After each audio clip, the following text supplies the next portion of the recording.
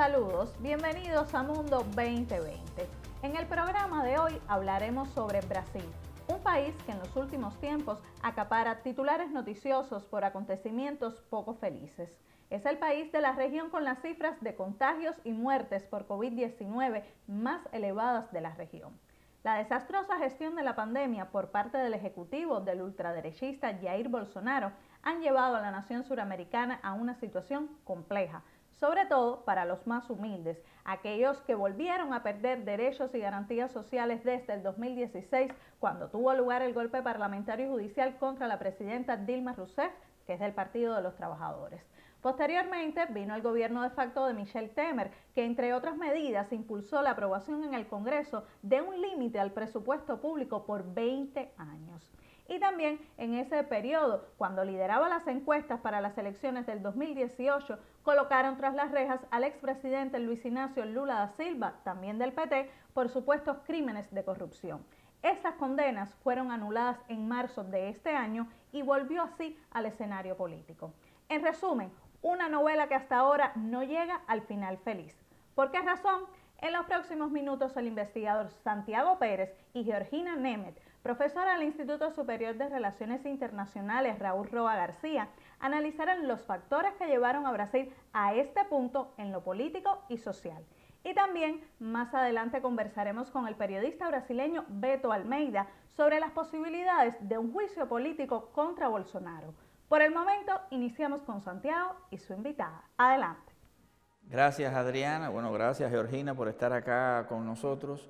De todos modos, el tema de los gobiernos del PT en Brasil es analizar las causas por las cuales durante 13 años estuvo gobernado por el PT con una gran cantidad de aciertos desde el punto de vista económico, desde el punto de vista social, y sin embargo el golpe de Estado por parte del vicepresidente Temer en el 2016 se hizo sin una gran resistencia de la población, de los sectores sociales. No fue una crisis, digamos, societal como pudiera haberse esperado.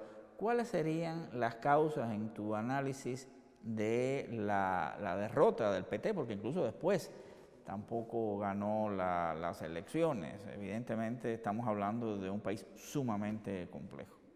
Cómo no. Buenos días, Santiago. Muchas gracias por invitarme a este programa. En el caso de las causas exógenas, coincidió la coyuntura mundial que tenía que ver con los bajos precios de los commodities, ya cuando Dilma se reeligió, pero también hay que hablar del estrecho margen que hubo en la victoria de Dilma en relación con la derecha. Y bueno, eso ya también predispuso un poco la situación y selló un poco el destino de ese gobierno. O sea, ya desde antes de la elección de Dilma, realmente lo que se trató de hacer era quitar a la izquierda de esa palestra política. Hay una cultura del impeachment que también ha funcionado en el caso de Dilma, pero también funcionó la subversión político-ideológica desde Estados Unidos. Se trata de una sociedad donde el PT estaba en el gobierno, pero el poder real lo seguía teniendo la derecha. Por supuesto que estaba muy impregnada la política por el poder del gran capital transnacional, de intereses de varios tipos, sobre todo de la lucha de clases, que no solamente se manifestaba entre la izquierda y la derecha, sino también entre los propios grupos de interés de la propia burguesía brasileña, que como sabemos es una burguesía transnacionalizada. Por supuesto que ha habido una campaña de la derecha muy fuerte desde antes de la reelección de Dilma en el 2014, y ya prácticamente desde el año 2010, desde su primer mandato, ha habido manifestaciones contra el PT, incluso ha habido fuerzas anticubanas que trataron de frenar los proyectos sociales de Dilma. incluso aquellos que tenían que ver con los médicos cubanos. Ha habido muchos programas sociales que molestaban a la derecha latinoamericana y la derecha brasileña, muy reaccionaria, muy vinculada con el capital estadounidense. El protagonismo de la prensa brasileña tuvo mucho que ver con la derrota de la izquierda en las elecciones y con el impeachment del presidente Dilma, porque se ha fabricado toda una campaña contra la izquierda que es totalmente comprensible viendo el carácter oligopólico de la prensa brasileña y el capital estadounidense sobre el cual se sustenta. Y por lo tanto, lógicamente, esa campaña trató de denigrar a la izquierda y sobre todo el PT. También la operación Lava-Jato tuvo mucho que ver porque hizo que el PT se desgastara prácticamente, el PT y toda la izquierda, en ese desprestigio que significaba la corrupción, aquel escándalo de corrupción que estaban investigando. Por tanto, la situación económica, también por razones de la coyuntura externa mundial, de la economía mundial, y también por esta situación de el retroceso que era producto del desprestigio de las grandes empresas brasileñas, que por supuesto perdieron en las bolsas de valores y tuvieron un desempeño inferior a años anteriores. También contribuyó a que la campaña de Dilma fuera más floja, que no tuviera tanto apoyo y que la elección, digamos, fuera con un estrecho margen en comparación con su contrincante. Todo eso contribuyó, por supuesto, a la derrota posterior de las fuerzas de la izquierda, pero también hay causas endógenas que tienen que ver con el funcionamiento interno digamos, de los movimientos sociales, la falta de la unión entre ellos, y también algunos movimientos sociales consideraban que había falta de radicalismo en las políticas del PT, a pesar de que en la medida en que el PT iba gobernando durante todos estos años, pues se ha ido radicalizando su política económica y se han introducido cada vez más programas sociales, cada vez más programas inclusivos, e incluso también ha habido una política integracionista que tendía a buscar la unidad del continente latinoamericano. Yo creo que el gobierno de Temer y lo que ha acontecido del gobierno de Bolsonaro son un claro ejemplo, Georgina, no sé si coincides conmigo, en el fiasco del modelo neoliberal en esta ola que se planteó en su momento por los apologetas de la derecha, de que iban a lograr revertir todos los cambios sociales en América Latina, y estoy pensando en el 2016 el golpe de Estado, pero estoy pensando también en el 2015, el gobierno de Macri en Argentina, estoy pensando en los gobiernos de derecha que se sucedieron después, Piñera y tal, en el Perú, cómo este desempeño hasta la situación actual ha demostrado que el neoliberalismo no fue capaz de revertir los avances y la mejoría que había tenido, ni igualar, la mejoría que había tenido las sociedades latinoamericanas producto de los gobiernos progresistas, y estamos viendo precisamente una situación diferente. ¿Cuáles serían el balance del gobierno neoliberal en Brasil? Básicamente el gobierno de Temer, y bueno, después hablaremos del tema de Bolsonaro. Santiago, con la llegada de Temer al gobierno mediante el golpe parlamentario, realmente lo que se hizo fue el comienzo de un proceso de desmontaje sistemático de todas las conquistas sociales que los gobiernos socialdesarrollistas, o sea, los gobiernos progresistas de Lula y Dilma, consiguieron durante todo su periodo. Por supuesto que estas nuevas medidas de Temer tienen que ver con el recorte de los derechos laboristas, con el recorte del presupuesto del Estado para los gastos sociales. Tanto es así que durante el gobierno de Temer se congelaron por ley los gastos sociales durante los próximos 20 años. Eso quiere decir que ya la precaria situación de salud y educación que los gobiernos Dilma y Lula trataron y lograron mejorar de alguna forma, pues retrocedieron también a niveles anteriores a su periodo. También hay que mencionar el tema de las privatizaciones. Con el gobierno Temer empezó una gran campaña de privatizaciones de los sectores fundamentalmente estratégicos como petróleo, como gas, como Electrobras. Y es interesante también que ha habido cierto pragmatismo en la campaña de Temer porque se supone que solamente favorecería al capital estadounidense, pero no es tan así, sino que ha habido cierto pragmatismo porque parece que el origen del capital transnacional no ha sido lo más importante en este caso, si bien su alineamiento político e ideológico tiene mucho que ver con sus relaciones con Estados Unidos. O sea, ha sido un sistemático desmontaje de las conquistas sociales que Lula y Dilma habían conseguido. Gracias, Georgina, por tu análisis. Si te parece, vamos a una pausa para continuar hablando de ese gran fenómeno que se dio en América Latina y que realmente dejó a todo el mundo sorprendido, cuál fue la victoria de Bolsonaro y sobre todo qué es lo que estaría pasando hoy en ese país.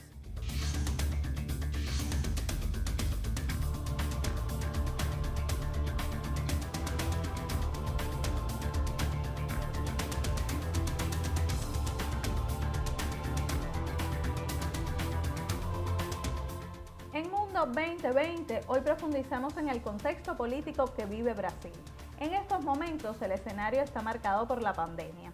Una comisión parlamentaria de investigación hace más de un mes evalúa las acciones, omisiones y negligencias del Ejecutivo ante la COVID-19, enfermedad que ya cobró más de 470.000 muertes y 17 millones de contagios. Si bien siguen las pesquisas, quedó confirmada la indolencia de Bolsonaro ante la situación epidemiológica. Pero ¿hasta dónde pudiera llegar esa comisión? ¿Qué posibilidades hay de un juicio político o impeachment contra el mandatario?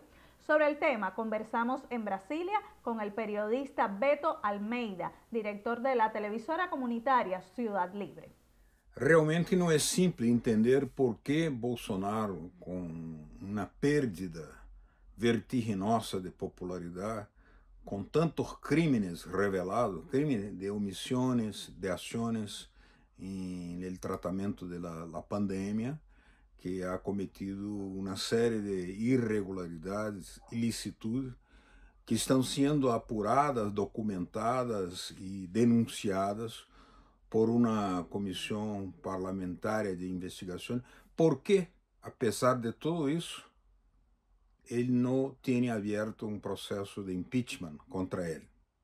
Para entender isso, é necessário compreender que Bolsonaro ha criado um controle sobre a Câmara e o Senado. E esse controle, através de uma compra de mandatos, através incluso de um pressuposto paralelo, clandestino, hace com que uma grande parte dos parlamentares sigam dependientes de Bolsonaro. E ele tem o controle da mesa da Câmara e da mesa do Senado. E por la Constituição brasileira, para abrir um processo de impeachment, solamente se o presidente, monocraticamente presidente da Câmara de Deputados, aceita as mais de cientos e tantas denúncias e pedidos de abertura que há contra Bolsonaro.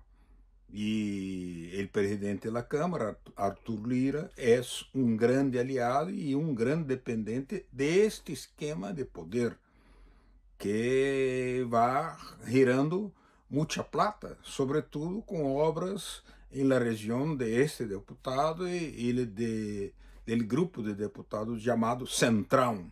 Beto, ¿y hasta qué punto es política y socialmente oportuna la destitución de Bolsonaro ahora mismo? Sí, claro que sería muy positiva la destituição de Bolsonaro.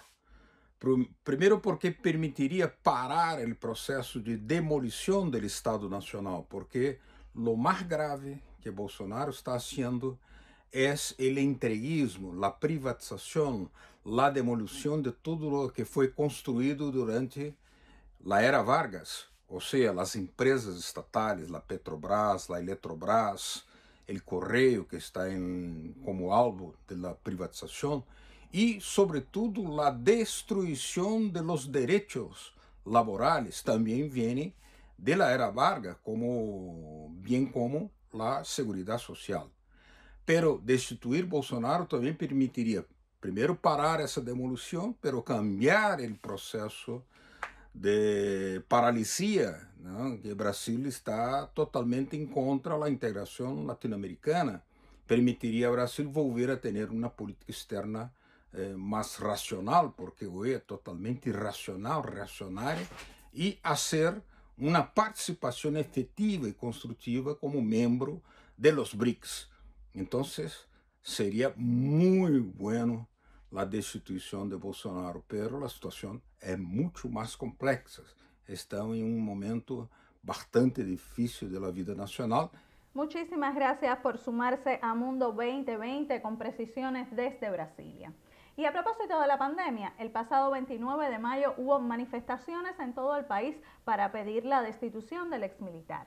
El Frente Fuera Bolsonaro denunció que el gobernante insiste en recomendar el uso de fármacos sin eficacia probada como la cloroquina, no utilizan mascarillas y no obró de forma acertada en la producción y compra de vacunas.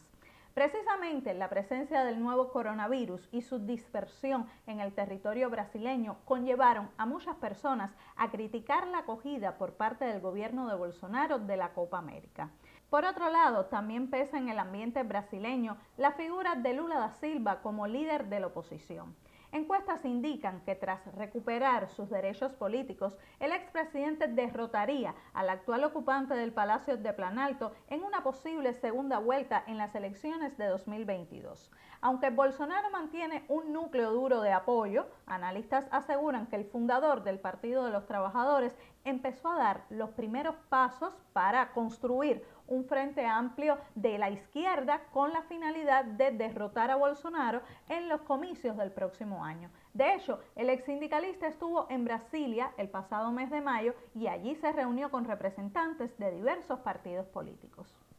Foi muito importante para mim, pessoalmente, eu acho que para o PT é muito importante a gente restabelecer as conversações com as forças políticas desse país.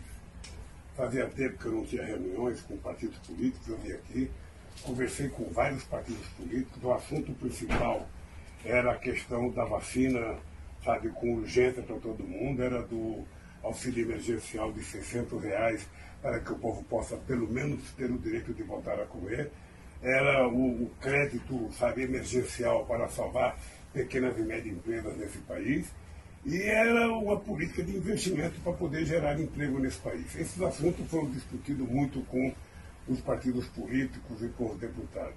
Y en Mundo 2020 seguimos conectados, hoy con el análisis del panorama político brasileño y sus perspectivas de cara a las elecciones de 2022. Sobre este tema continúa el diálogo. Adelante entonces Santiago y su invitada. Bueno, gracias una vez más, Adriana. Ahora, la victoria de Bolsonaro es un tema que quiero traer acá a colación, Georgina, porque realmente fue algo paradigmático en los procesos políticos en América Latina. Estamos hablando de un ex capitán de las Fuerzas Armadas brasileñas que generaron una situación de crisis en esa sociedad en los años 60, con posiciones misógenas, posiciones muy negativas con relación a los movimientos sociales y a las grandes masas brasileñas, y sin embargo, querramos no, triunfó en las elecciones, y yo siento que habría que matizar también a veces la visión que tenemos de la sociedad brasileña y cómo puede pasar en una eventual elección. ¿Por qué tú crees cuáles fueron los factores que llevaron al triunfo de Bolsonaro frente a la figura del PT, que era Jorge Haddad y que fue un clarísimo seguidor de las ideas del expresidente Lula? Es interesante, Santiago, analizar el tema de por qué pudo elegirse Bolsonaro precisamente en un momento en que se habían recortado los derechos laborales de la población, en un momento en que se suponía que había que elegir un gobierno progresista para por lo menos volver a conservar algunas de las conquistas que anteriormente la clase trabajadora había logrado a través de las políticas socialdesarrollistas de los gobiernos del PT. No obstante, lo que sucedió fue que, como anteriormente había dicho, el protagonismo de la prensa brasileña tuvo mucho que ver con esto, porque estaban repitiendo constantemente la fallida política del PT, que el PT era un fracaso, que los gobiernos del PT eran un desastre, que había una quiebra económica, lo cual no era cierto, porque todo lo contrario a lo que decían, el gobierno brasileño durante los periodos de Lula y Dilma logró incluso pagar su deuda al FMI y llegó a acumular reservas internacionales considerables. Por lo tanto, tampoco era un argumento creíble, pero la prensa ha trabajado muy fuertemente, la prensa, por supuesto, de derecha, ha trabajado muy fuertemente este aspecto. Es interesante también el caso de Lula. Si Lula se hubiera podido postular en ese momento, pues lógicamente es probable que hubiera ganado, pero Lula cayó preso. Y ya eso impidió que él pudiera ser un candidato para la presidencia.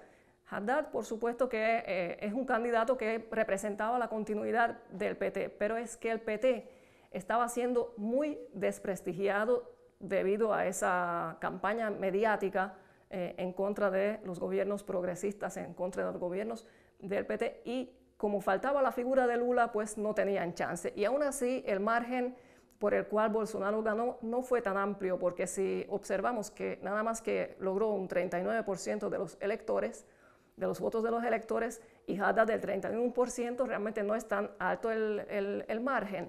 ¿Quiénes votaron por Bolsonaro? Es muy interesante porque Bolsonaro obtuvo una gran cantidad de votos de jóvenes, sobre todo, por supuesto, de la derecha, pero es interesante que, por ejemplo, entre sus votantes, el 60% era de entre 23 y 34 años, mientras que en el caso de el PT nada más que un 45%.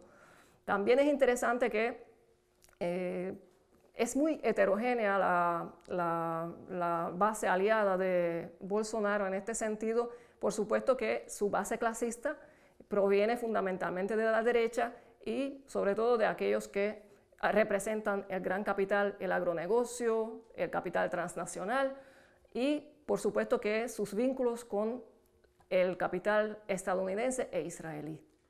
Ahora, en el marco de esta crisis de gobernabilidad que se ha generado en Brasil por los propios traspiés políticos y de funcionamiento del gobierno de Bolsonaro, por la liberación del expresidente Lula, que como tú bien dices es una figura muy carismática en Brasil, se están viendo posibilidades importantes de recambio o al menos de salida, ya sea sobre todo vía electoral del presidente Bolsonaro y una eventual victoria de Lula, al menos hay consenso en que es una posibilidad.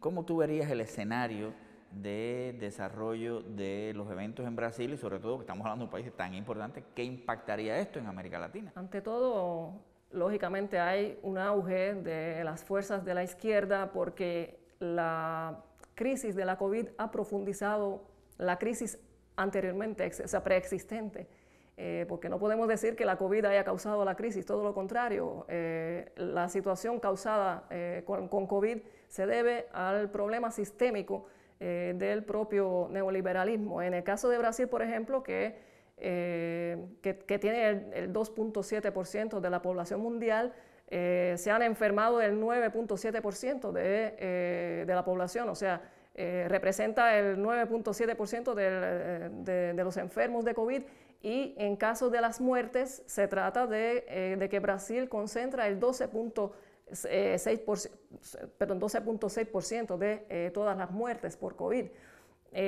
También la economía brasileña con Bolsonaro ha retrocedido al 12º lugar, cuando con Lula y Dilma había sido el número 6 y 7 respectivamente. Por lo tanto, se puede decir que hay una crisis que se ha profundizado con las políticas neoliberales, y por eso es lógico que haya una búsqueda de solución de parte de las masas populares para cambiar esta situación. A eso se debe todo el auge de la izquierda y de los movimientos sociales. Pudiera reelegirse Lula, sí, y de hecho está pensando en ser candidato contra Bolsonaro en las próximas elecciones, y considero que sí tiene chances porque la derecha está realmente sumergida en su peor crisis. Ha causado una grave situación de desesperación en el país, y sobre todo en el caso de la situación sanitaria hay que decir que ha habido un informe del Consejo de Derechos Humanos de la ONU, donde consta que Brasil, por ejemplo, no tiene suficientes camas hospitalarias para atender las personas, que solamente el 10% de los municipios brasileños poseen atención sanitaria para cuidados intensivos, y en esta situación con COVID se ha agudizado muchísimo esta precaria situación, por lo que es lógico que nuevamente las personas quizás vayan a mirar hacia aquel periodo en que tuvieron un sistema de salud en una situación mejor, en que tuvieron a médicos cubanos quienes pudieron atenderlos. ¿Cuáles son las posibilidades reales? Pues depende de muchos factores. Todavía existe quizás una posibilidad de que Lula pueda ser preso nuevamente. Tampoco necesitan argumentos verdaderos, como no se han necesitado argumentos verdaderos, fueron argumentos fabricados por la prensa, pero considero que sí, en estas circunstancias tiene posibilidades, quizás con alguna otra fuerza de la izquierda, con un frente amplio de izquierda, e incluso Lula no descarta la posibilidad, según sus últimas declaraciones, de que él no sea el jefe de la coalición, sino que en caso de que existiera alguna otra fuerza política más fuerte que el PT, él cedería su lugar como primero en las elecciones. Pero sí, yo considero que tiene posibilidades de que la izquierda pueda ganar en el 2022. Ojalá, lo digo con toda sinceridad, que el presidente Lula u otra figura del progresismo brasileño llegue al poder en el Palacio de Planalto, por lo que esto va a implicar para América Latina y, si quieren, para la correlación de fuerzas y clasistas en la región. Muchas gracias, Georgina, por haber estado con nosotros e ilustrarnos muchas de las tendencias predominantes en la política brasileña hoy. Gracias una vez más. Sí, muchas gracias, Santiago, por haberme invitado, y un saludo a los televidentes. Muchísimas gracias a ambos por compartir esas opiniones acerca del escenario político brasileño y sus perspectivas. Y así nos despedimos. La próxima semana los esperamos para mirar al mundo con 2020.